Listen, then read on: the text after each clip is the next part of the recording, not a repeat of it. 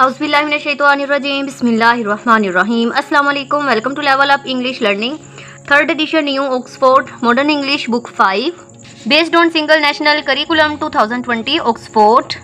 Today we start a unit number 6, लेकिन आज हम यूनिट नंबर 6 का पार्ट 2 करेंगे, जिसमें क्या है पोएम आ मिसस्पेल्ड टेल। यहाँ पे सबसे पहले हमें कहा गया है कि वर्ड्स टू नाउ हैं, याद रखने के अल्फाज। ये जो वर्ड्स यहाँ पे लिए गए हैं इसी पोएम में से लिए गए हैं, जिसके मैंने उर्दू के मीनिंग साथ ही राइट कर दिए हैं कि इसके जैसे गेट है, चाल, इनके मैंने उर्दू मीनिंग्स राइट कर दिए हैं जो कि हमारी पोएम में है। जब पोएम में आएंगे तो इसके हम मीनिंग्स देख लेंगे। यहाँ पे देखिए हमारे लिए सबसे पहले यहाँ पे नोट राइट किया गया है, जिसमें कहा जा रहा है कि note that the poem is full of spelling mistakes. ये क्या है, ओल्ड इंग्लिश है, ठीक है। ओल्ड इंग्लिश में क्या था, जो इंग्लिश थी इतनी मकबूल नहीं थी, ठीक है, जिसमें पुरानी इंग्लिश में क्या है, स्पेलिंग मिस्टेक्स बहुत ज़्यादा है। यही हमारे लिए नोट लिखा गया है कि इस पोएम में क्या है, poem is full of spelling mistakes, कि इस पोएम में बहुत सारी मिस्टेक्स हैं, स्पेलिंग मिस्टेक्स हैं। The poet has used many homophones. Homophones कौन से ऐसे वर्ड्स होते हैं जिनके क्या होते हैं, जो प्रोनाउंसिएशन होती है वो सेम होती है, लेकिन उसके स्पेलिंग और उसका मीनिंग क्या होता है, डिफरेंट होते हैं, ठीक है। These are words that sound the same, कि उनकी जो प्रोनाउंसिएशन होती है, साउंड होती है, सेम होती है, बट हैव डिफरेंट मीनिंग्स, लेकिन उसके मीनिंग क्या होते हैं, डिफरेंट होते हैं। जैसे कि यहाँ पे देखें बॉय बॉय का बताया गया, डियर डियर का, एयर और हेयर का बताया गया, लेकिन इनकी क्या है, साउंड जो है, प्रोनाउंसिएशन वो सेम, डियर डियर, लेकिन ये DER डियर प्यारा वाला, ये डियर क्या हिरन वाला है, एयर हवा को कहा जाता है और हेयर, ठीक है, इसी तरह इनका डिफरेंस बताएगा। लेकिन इनकी क्या होती है, जो साउंड होती है सेम होती है, लेकिन जो मीनिंग्स और स्पेलिंग होते हैं वो क्या होते हैं, डिफरेंट होते हैं। अब हम पोएम को स्टार्ट करते हैं। सबसे पहले हम बच्चों को इस पोएम स्टार्ट करने से पहले यहाँ पे एक तस्वीर दिखाएंगे जो कि इसी पोएम से है। यहाँ पे देखिए एक बच्चा है, पीछे ऐसा लग रहा है विंटर का मौसम है, ठीक है, पीछे स्नो पड़ रही है, इसी तरह ट्री के ऊपर स्नो पड़ी हुई है और वो क्या चल रहा है। एक लिटिल छोटे से बॉय लड़के ने सेड कहा, ये बॉय है, ठीक है, कि एक छोटे से लड़के ने कहा मदर डियर, ये डियर कौन सा, हिरन वाला, लेकिन ये प्यारी वाला, ठीक है, इधर इस्तेमाल किया गया है। मदर डियर प्यारी अम्मी, एक छोटे से लड़के ने कहा प्यारी अम्मी, मे आई गो आउट टू प्ले, क्या मैं खेलने के लिए बाहर जा सकता हूँ। द सन इज ब्राइट, ये वाला सन क्या है, सूरज के लिए, ठीक है। द सन इज ब्राइट, सूरज रोशन है। द एयर इज क्लीन, हवा साफ है। ओ मदर, ओ ए अम्मा या ए अम्मी, डोंट से ने, के ना मत कहना। इस फर्स्ट पैराग्राफ में हमें पता चला है कि एक लिटिल बॉय है, वो किससे बात कर रहा है, अपनी मदर से कर रहा है, और वो कहाँ जाना चाहता है, वो खेलना चाहता है, लेकिन वो बाहर जाके खेलना चाहता है। अब वो बता रहा है अपनी मदर को कि सूरज रोशन है, हवा भी साफ है, तो इसलिए मुझे आपने ना नहीं करनी, क्योंकि मैं बाहर जाना चाहता हूँ, खेलना चाहता हूँ। गो फॉर माई सन, जाओ मेरे बेटे। द मदर सेड, अम्मी ने कहा या फिर माँ ने कहा कि जाओ मेरे बेटे, मदर ने कहा। द आंट सेड, आंटी ने कहा टेक अवे स्लेट, अपनी बर्फगारी ले जाओ। Your nice new slate all painted red, कि तुम्हारी उम्दा नई बर्फगारी सुर्ख रंग में रंगी हुई। But do not lose your way, मगर कहीं रास्ता ना भूल बैठना, ये वे है, रास्ते के लिए इस्तेमाल हुआ है। क्या कह रही है, but do not lose your way, कि मगर कहीं रास्ता ना भूल बैठना। अब इसमें क्या है, इस पैराग्राफ में मदर ने उसे क्या कर दिया, अलाउ कर दिया कि वो बाहर जा सकता है। इसी तरह उसकी यहाँ पे दूसरा करैक्टर, जो थर्ड करैक्टर है आंट का, उसने क्या कहा है कि जाते हुए अपनी बर्फगारी भी ले जाओ, ठीक है, और फिर क्या कहा है कि कहीं आप अपना रास्ता ना भूल जाना, ठीक है, उसे कहा जा रहा है। द वेदर चेंजेस, इसी तरह मौसम बदल जाता है। And it starts to snow, और बर्फबारी होने लगती है, ठीक है, इसी तरह बर्फबारी होने लगी है। Through snow drifts great through watery pool, बर्फ के बड़े बड़े ढेरों में से, पानी भरे तालाब में से। He full with might and mind, कि वो कुव्वत और ताकत के साथ गुजरता है। सेड ही, उसने कहा दो अगरचा I would walk by rule, अगरचा मैं सीधी राह पर चलूँगा। आई एम नॉट राइट, मगर मैं दुरुस्त नहीं हूँ। दिस प्लेन, ये तो साफ बात है। अब इसमें उसने बताया है कि बर्फ़ के बड़े बड़े क्या हैं, ढेर हैं, पानी के भी बड़े हुए तालाब हैं, वो कुव्वत ताकत के साथ से गुजरते हैं। तो इसने कहा कि मैं सीधी राह पर चलूँगा, मगर ये दुरुस्त नहीं है, ये तो साफ बात है। I like to meet some kindly soul, मैं चाहूँगा कोई मेहरबान शख्स मुझे मिले। For here gone dangerous wait, वरना यहाँ नए खतरे मेरे मुंतज़िर हैं। एंड और हेयर यहाँ न्यू नए डेंजरस वेट कि क्या है, यहाँ नए खतरे मेरे मुंतज़िर हैं। एंड और योंडर स्टेयर्स आर ट्रेशियस होल, यहाँ पर और वहाँ एक पुरखतर घड़ा घूर रहा है। Too slow has been my gait, मेरी रफ्तार बहुत सुस्त रही है। अब इस पैराग्राफ में ये क्या कह रहा है कि मैं चाहूँगा कि कोई मेहरबान शख्स मुझे मिल जाए। तो ये देखें ना, आईड लाइक टू मीट क्या, तो मिल सकूँ, सम कुछ किसी एक से काइंडली सोल के किसी ऐसे मेहरबान शख्स से मैं मिल लूँ, ठीक है।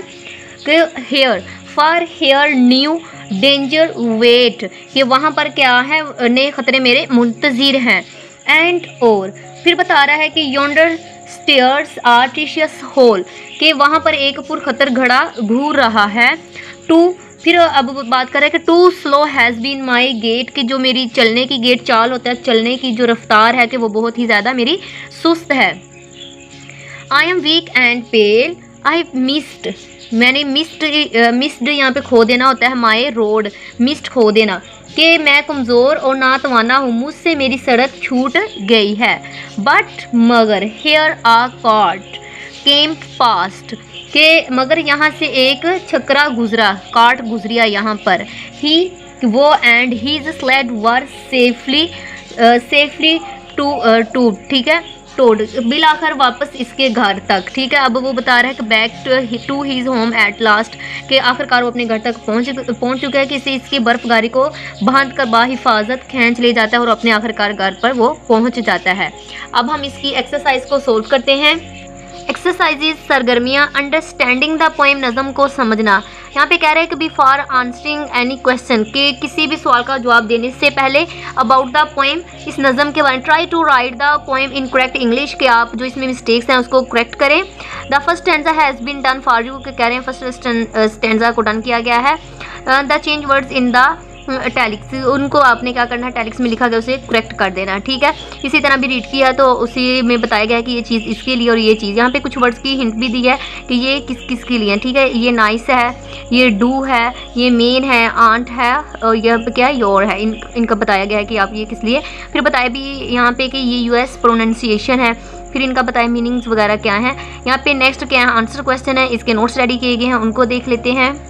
यहाँ पर क्वेश्चन नंबर ए है, सबसे पहले हमसे पूछा जा रहा है कि व्हाट रीजंस, कि कौन सी वजूहात हैं, did the boy give for wanting to go out, कि लड़के ने बाहर जाने के लिए कौन सी वजूहात बयान की थी, जो उसने फर्स्ट पैराग्राफ में बताया ना वजूहात की, इस वजह से मैं बाहर जा सकता हूँ, वो क्या था।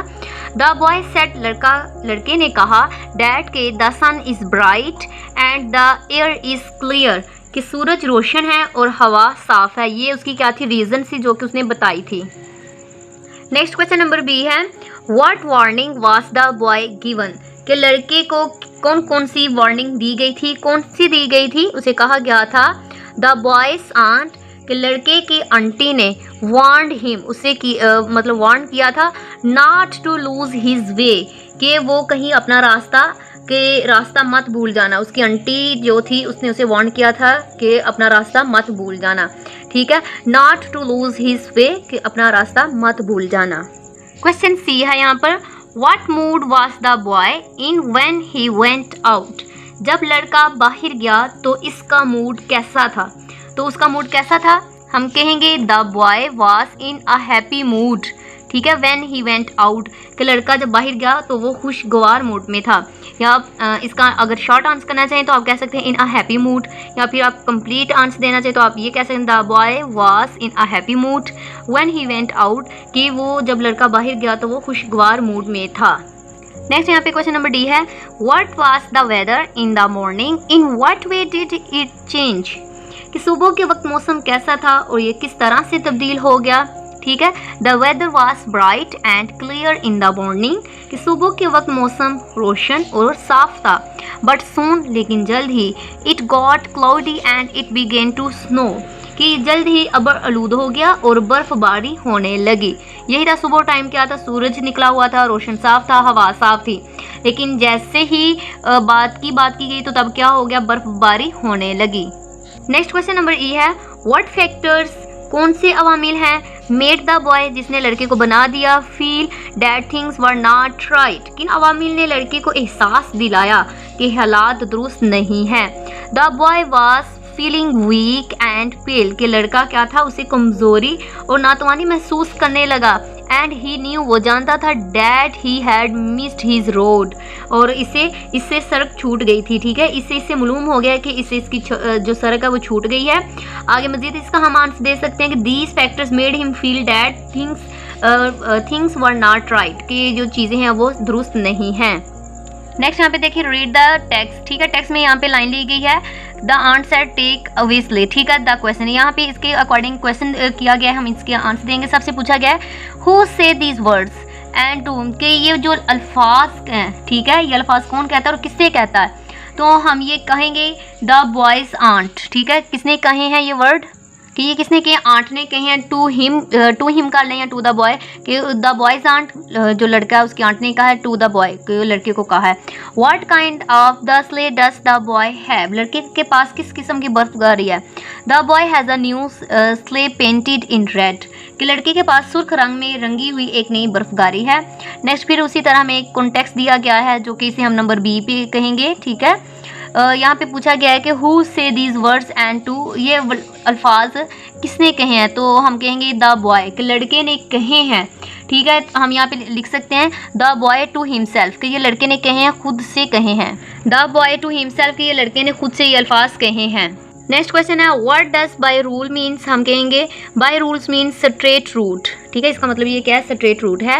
Who is the speaker feeling at this time, तो जब कि हमने लास्ट पे पढ़ा था, बोलने वाला इस वक्त कैसा महसूस कर रहा होता है, वीक, पेल एंड हम बता सकते हैं कि वो परेशान भी है। ठीक है, एंजियस भी है, परेशान, वीक भी, कमज़ोर भी, उसकी फीलिंग अच्छी नहीं है, तो हम कहेंगे द स्पीकर इज़ फीलिंग ये। ठीक है, इस तरह हम बता देंगे। नेक्स्ट हमारे पास है वर्किंग विद वर्ड्स, लफ्ज़ों के साथ काम करना, जिसमें होमोफोन्स हैं। जैसे कि हमने जब ये पोइम स्टार्ट की थी उसमें हमने पढ़ा था कि पोइट ने क्या किया, होमोफोन्स इस्तेमाल किए हैं। होमोफोन्स क्या होते हैं, एक जैसी आवाज़ वाले वर्ड होते हैं, मगर उनके स्पेलिंग और जो उसके मीनिंग होते हैं वो डिफरेंट होते हैं। जैसे देखिए फीट, तो दूसरा उसका क्या होगा, फीट होगा। पेन, इसी तरह उसका पेन होगा। Sight, cent. नेक्स्ट है सीज, और सीज आ जाएगा। इसी तरह नेक्स्ट एब्रीवेशंस का बताया गया है। एब्रीवेशंस क्या होता है, किसी भी चीज़ का मुखफ़िफ शॉर्ट स्पेलिंग लिखे जाना। यहाँ पे ईजी है, जिसे मैंने यहाँ पे बता दिया कि ईजी क्या होता है। ईजी को हम फॉर एग्जांपल के लिए भी इस्तेमाल करते हैं, एग्जाम्पली ग्रेटिया, जिसे हम फॉर एग्जांपल भी वगैरह भी कहते हैं। केजी है किलोग्राम के लिए। BCE है, इसे हम बिफोर द कॉमन ईरा भी कहते हैं, या बिफोर द क्रिश्चियन ईरा भी कहते हैं। ठीक है, नेक्स्ट MR मिस्टर को कहते हैं, MRS मिस्ट्रेस को कहते हैं। AD को हम कहेंगे यहाँ पे एनो डोमिनिक कहेंगे। ठीक है, नेक्स्ट है यहाँ पे लर्निंग अबाउट लैंग्वेज, ग्रामर है यहाँ पे ज़बान के बारे में सीखना। यहाँ पे बेसिकली क्या है, हमारे पास कंजक्शंस है, हरूफ अतफ जिसे कहा जाता है, मतलब जो दो लफ्ज़ों को, जुमलों को या पैराग्राफ को जो आपस में जोड़ते हैं उन वर्ड्स को कहा जाता है। यहाँ पे देखिए कुछ बताए गए, ही could not swim because he had a bad cold. ठीक है, यहाँ पे क्या आ जाएगा, जो है इसे हमने बिकॉज में कन्वर्ट करके पूरा सेंटेंस कर देना है। She was not at home so we were not able to meet him. Mr. Shah went to the market and he bought some eggs. He is very tall but her sister is quite short. इसी तरह कहा गया है कि इन्हीं sentence को लेते हुए, मतलब and, so, but and because को लेते हुए कंजक्शन को यूज़ करते हुए और सेंटेंस मेकिंग करें। कुछ इसी तरह सेंटेंस हमने इनको इस्तेमाल करते हुए बताने हैं, जैसे कि Ali wrote the letter but did not post it. ठीक है, फिर हम कह सकते हैं Ali got a headache and went to take a rest. इसी तरह के कुछ और सेंटेंस बनाए हम। Atif did not have a pen so he could not sign the cheque. इसी तरह के हमने इनको यूज़ करते हुए बच्चों से प्रैक्टिस करवा सकते हैं। ट्रांजिशनल एंड ज्वाइनिंग वर्ड्स, इनको बेसिकली हम कंजक्शन भी कहते हैं, ज्वाइनिंग वर्ड्स वगैरह भी हम इनको कहते हैं। इसी तरह आगे है बुरियां मिलाने वाले अल्फाज हैं, यहाँ पर उनको कहा गया है।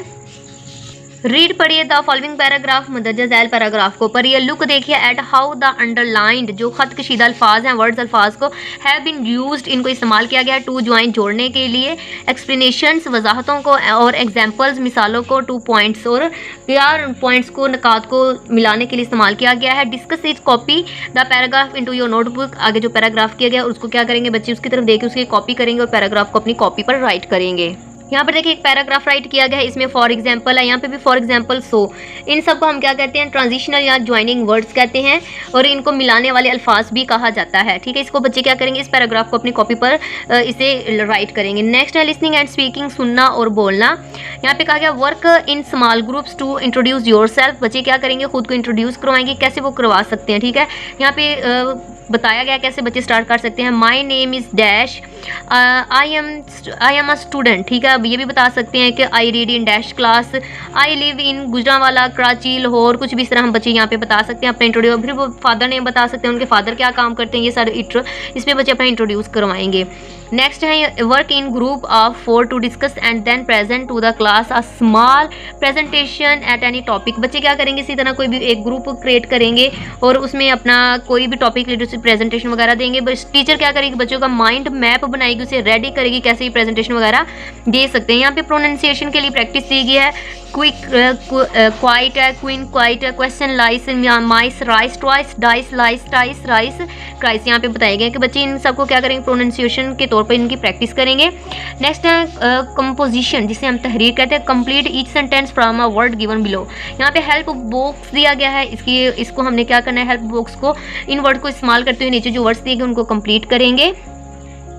यहाँ पे देखें, our dad rhymes with keep is sleep, our dad rhymes with lip is sleep, our dad rhymes with roar is sore, our dad rhymes with slight is height, our dad rhymes with drill is thrill, our dad rhymes with slight is flight. ठीक है, इनको किया गया है, इनको word को इस्तेमाल करते हमने इसे कंप्लीट किया। नेक्स्ट कहा जा रहा है make your own poem using rhyming words. कहा जा रहा है कि क्या करें आप, हम काफ़ी अल्फाज इस्तेमाल करते खुद एक नज़म बनाइए। ठीक है, नज़म बनाते हुए इसे पढ़ें। यहाँ पे नज़म मैं पढ़ती हूँ, आप इसे नोट कर लीजिएगा। देखिए नज़म ऐसे होगी हमारी, the forest is the town of trees where they live quite at their ease with their neighbors at their side just as we in cities white। ठीक है, ये पोइम होगी हमारी। इसी के साथ आज का हमारा लेक्चर कंप्लीट हुआ। मेरे चैनल को सब्सक्राइब, लाइक, शेयर ज़रूर कीजिए और ऐसी मज़ीद वीडियो की नोटिफिकेशन आपको टाइम से मिल जाए।